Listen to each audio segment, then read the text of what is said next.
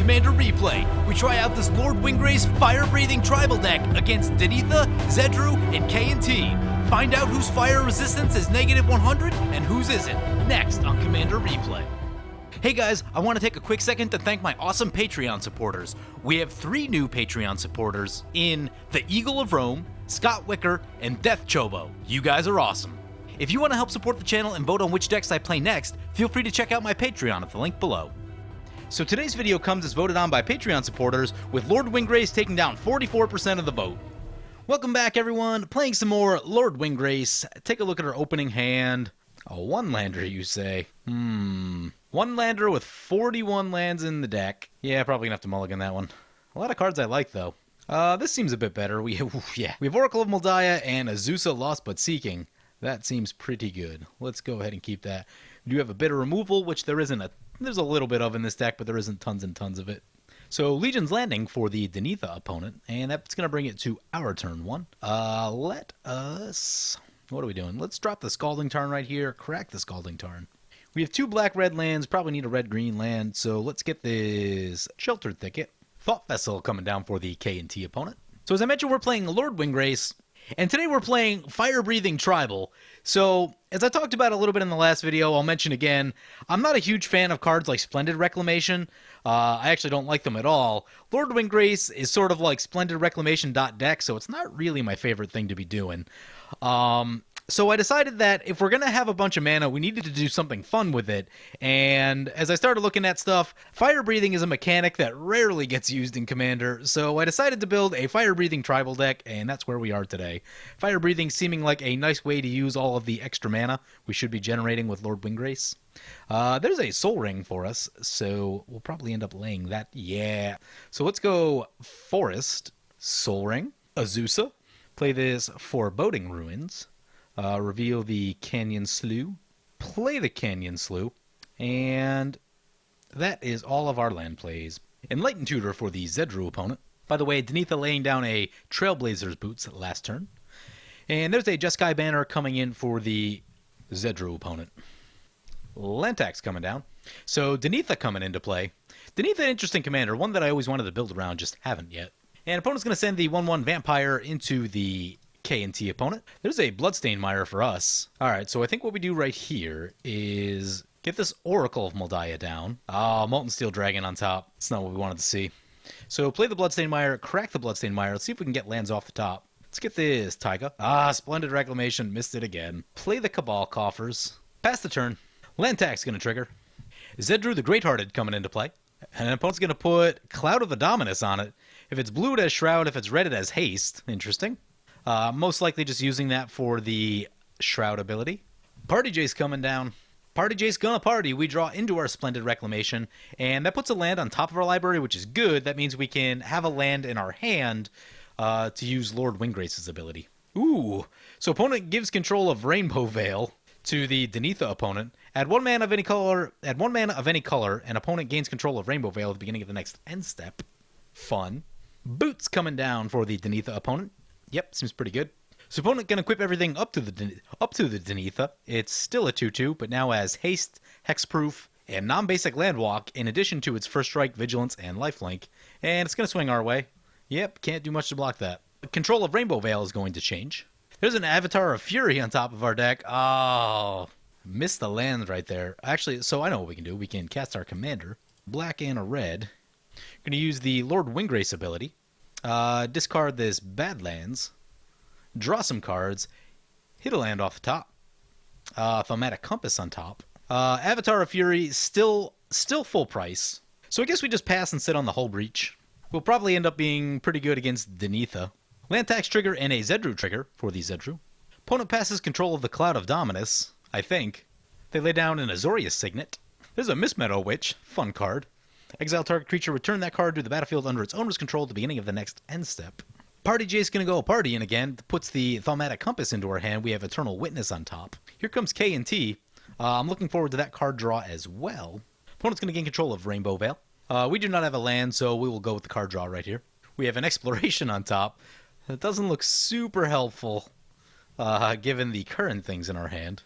None of our opponents have 7 lands yet. Looks like they're all on 6. Here comes a Sword of Light and Shadow. That's a pretty good one. That's a Nim Death Mantle. Interesting.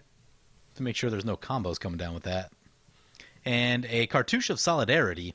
Enters the battlefield, create a 1/1 white warrior creature token. Enchant a creature has +1/+1 and first strike. Opponent going to do some attacking into our Lord Windgrace.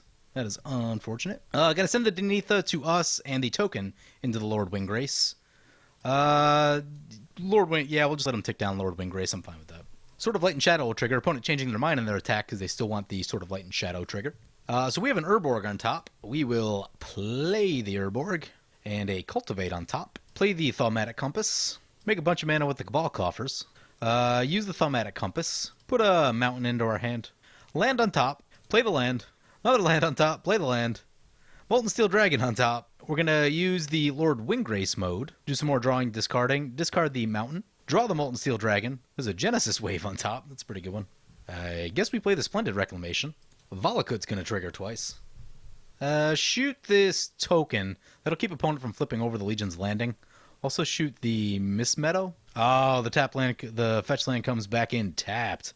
Boo. Alright. In that case, play the Molten Steel Dragon and drop down this Exploration. We have many, many lands in play. Pass the turn. Zedruu going to give control of the land tax to the K&T opponent.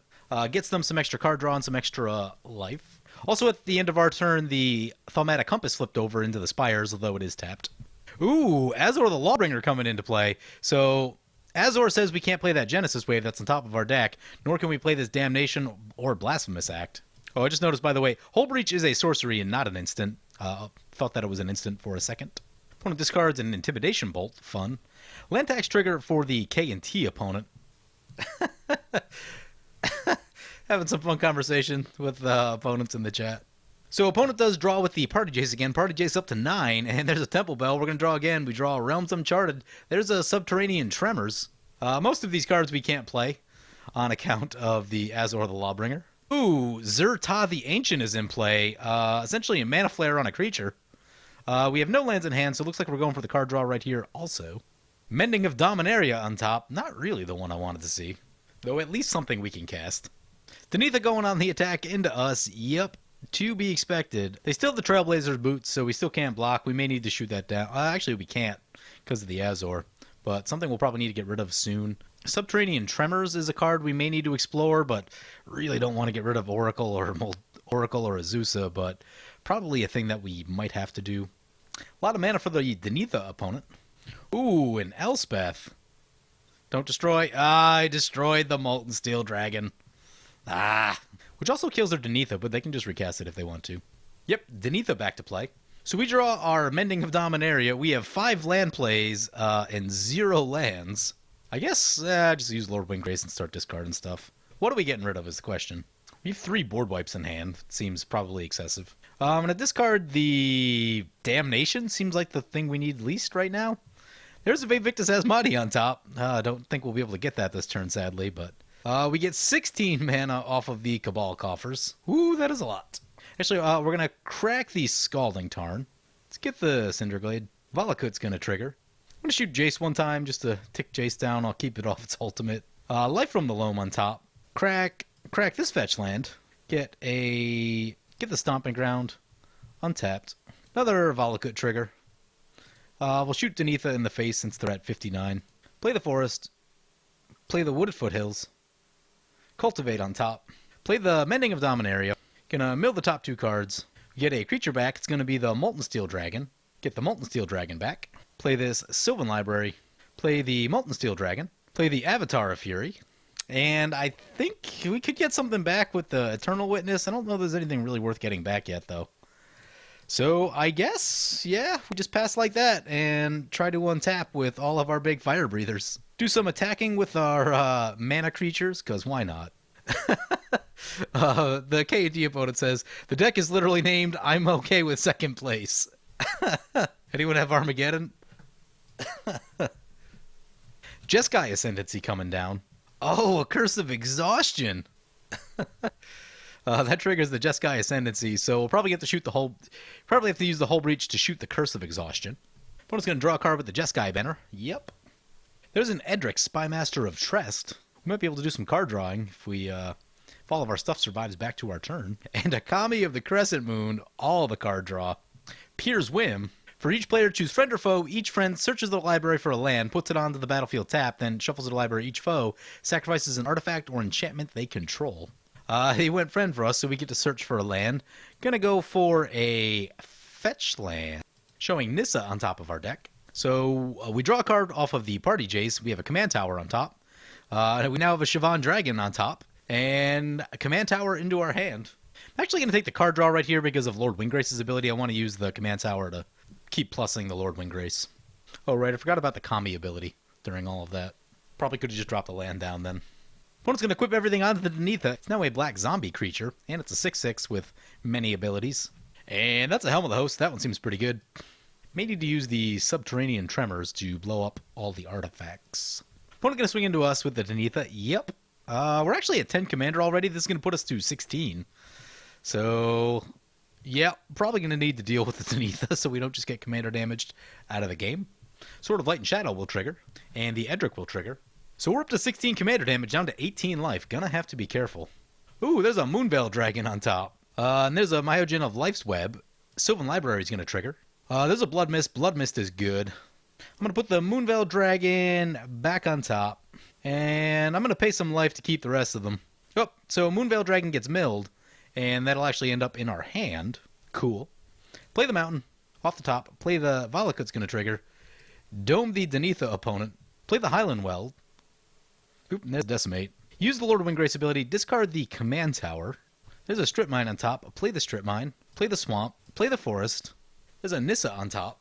Okay, first things first, we need to shoot the Curse of Exhaustion. So I think Helm of the Host and Curse of Exhaustion are probably the best two things to hit. So Curse of Exhaustion down. We're going to Subterranean Tremors for a whole bunch. Use the Cabal Coffers for a boatload of mana. So play the Subterranean Tremors. We're going to go X is 8. So all the artifacts getting blown up. I think I forgot to tap our Soul Ring. Oops. We do lose our Molten Steel Dragon. Unfortunately, we do get this 8/8 Lizard, the picture not showing currently. We're going to play this Blood Mist. I'm going to play the Myojin of Life's Web. Play the Nissa. Get our last Forest. We have no land plays left. And I think we're going to combat. Danitha has the most life, so we'll swing into them. So we're going to put Blood Mist on the Avatar of Fury. And let's start pumping up this fire breathing. I think we can get an extra mountain right here. Crack this wooded foothills. Yep, there's a mountain. Grab a mountain. Valakut will trigger. Nissa triggers and flips over. Let's get down to the fire breathing, so start pumping up this Avatar of Fury.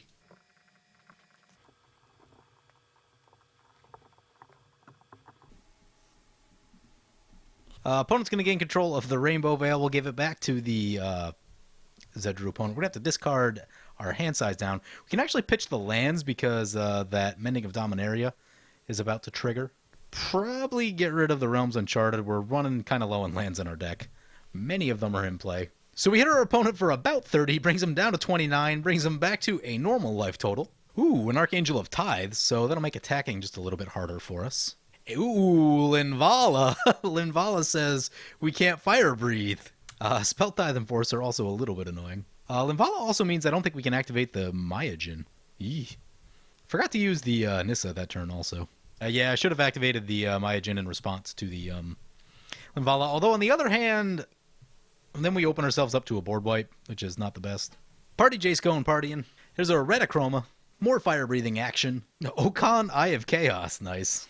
Gotta pay one into the Spell Tithe Enforcer. It's gonna partner. Gets Zinder Split, Eye of Wisdom. Opponent said there's one win condition in their deck. I'm wondering if this is it. Opponent has to sacrifice a permanent into the Spell Tithe Enforcer. Jace very close to Ultimate Loyalty. Lord Windgrace is actually on Ultimate Loyalty.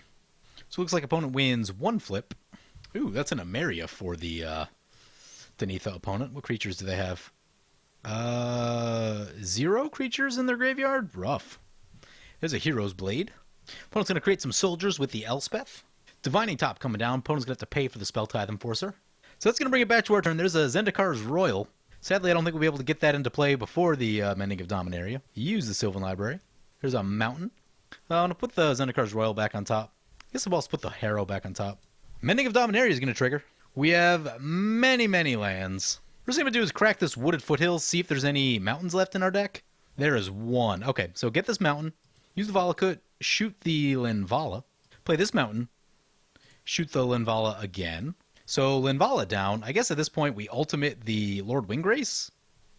Let's get Archangel of Ties, Spell Ties Enforcer. Let's get the Okan, Elspeth, Jeskai Ascendancy, and Jace. So Lord Windgrace shooting 6 targets. We're going to get a bunch of cats. Where's our Cabal coffers at? We have so many lands I can't find it. There it is. 31 mana. All right, get this Moonveil Dragon into play. Do we need to do anything else? I don't know that we do. We could like put the rest of our library into play, but I don't know. That seems like a bit much. I guess that's what we do. I guess we try to end it right here. Actually, yeah, we should probably try to end it right here because been showboating it a little bit. So let's get Lord Windgrace. Use the Nissa ability. Crop rotation. Think we just go to combat. Who's getting the double strike? Put the double strike on the Myojin. So send the flyer that way, send this right there, send that right there, and let's see if we can get down. Let's see if we can fire breathe enough to kill our opponents right here. Give me anything that can make red. So it doesn't look like it's going to be exactly lethal, but opponent's going to Divining Top. Sure. Ooh, opponent's got a Path to Exile on the Moonveil Dragon. A little bit late, but I guess we let that go. See if there's any mountains left. There are no mountains left. One basic, this Lonely Swamp. Ooh, a Swords to Plowshares on the Avatar. No. Do we have a way to protect that? I don't think we do.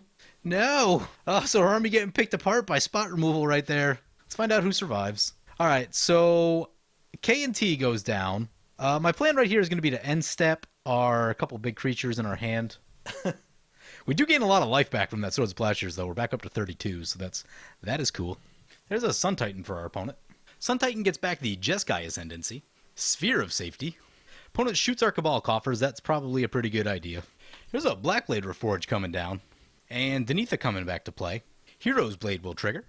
So at the end step, we're going to use the Myojin of Life's Web, remove the Divinity counter, put Akroma into play, put Shivan Dragon into play. Do we need the Eternal Witness? I'm going to go with yes, just so we can try to end the game right here. We can get the Windgrace's Judgment, which will clear out some blockers. And I think we have the mana to use that. Yep, so shoot some of that stuff down. Bring it back to our turn. There's a Steel Hellkite. Sylvan Library will trigger. Take a quick look. Ooh, Berserker's Onslaught will help a lot. Put that on top. That on top. Play the Berserker's Onslaught. Go to combat. Blood Mist doesn't really matter with the Berserker's Onslaught. Put it on the Dragon. Leave 1 back for blocking. Oh, right, we need to pay a bunch to declare our attackers. That's frustrating. 12? Shouldn't be 12. I don't know what's going on there. Pay the 2. Pump this up a few times just to make sure. And down they go! So, Lord Windgrace, Fire-Breathing Tribal. A couple things in this game that you should keep in mind. So a couple things to keep in mind if this is a deck that you're looking to build. One, when you're producing lots of mana like that and you're not really winning the game, it can be a little bit frustrating for your opponents. So just kind of keep that in mind. Like, I'm sure opponents weren't having a grand old time right there. Us having like 30 lands in play and, you know, doing a bunch of stuff that doesn't like quickly end the game but will probably get us there eventually. May not be the most fun for them. Also in this game, we had the Sol Ring, Azusa, Oracle of Moldiah start, so we just had crazy mana production.